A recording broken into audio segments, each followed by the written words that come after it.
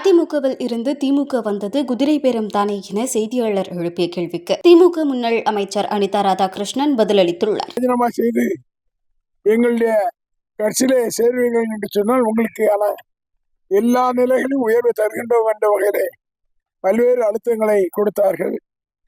அதை எந்த காலத்திலும் திராவிட முன்னேற்ற கழகத்தினுடைய தொண்டனாக இருக்கின்றவன் எவரும் அசைய மாட்டான். அசைகின்றவன் உண்மையான திராவிட முன்னேற்ற கழகத்தினுடைய தொண்டனாக இருக்க மாட்டான்.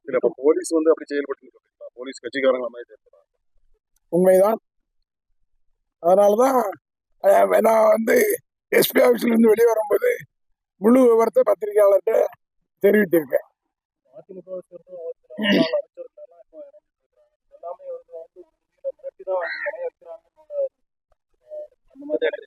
வழக்கு இருக்கின்ற அமைச்சர்கள் எல்லாம் கடந்த கால அமைச்சர்கள் எல்லாம் மிரட்டப்பட்டு இன்றைக்கு அந்த கட்சியில சேருகிறார்கள் என்று இருக்கின்ற அதிமுக தொண்டர்கள் சொல்கின்றார்கள்.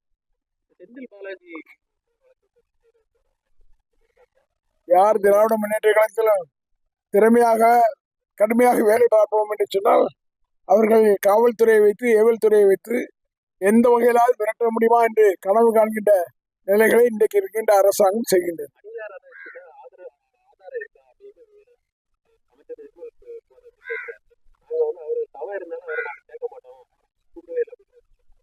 நிர்வாகக்குமார் என்ன ரவுடின்னு சொல்லியிருக்காரு. நான் ரவுடியா அவர் ரவுடியாங்கிறத மக்கள் தான் முடிவு செய்யணும். அது மட்டுமல்ல, ஆதாரம்னா அவர் காவல்துறை மிரட்டும் போது டேப் பண்ணுவாங்களா இல்லைன்னா செல் எடுப்பாங்களா, எந்த ஆதாரத்தை வச்சு நடந்ததை நாங்க சொல்றோம், அது சொல்லியிருக்கோம். இல்ல அதனுடைய முழு விவரம் தெரியல, விவரம் தெரிஞ்ச பிறகு உங்ககிட்ட பேசுறோம். சொன்ன தவறு செய்கின்றவர்கள் இருக்கின்றவர்களை மிரட்டி ஒரு கட்சியில சேர்க்கின்ற பணிகளை தான் செய்கின்றார்கள். அது குதிரை பேரமா இல்ல ஒட்டக பேரமான்னு எனக்கு புரியல. வைகோ சொல்றாரு ஒட்டக பேரம் திமுக வைக்கோன்னா யாரு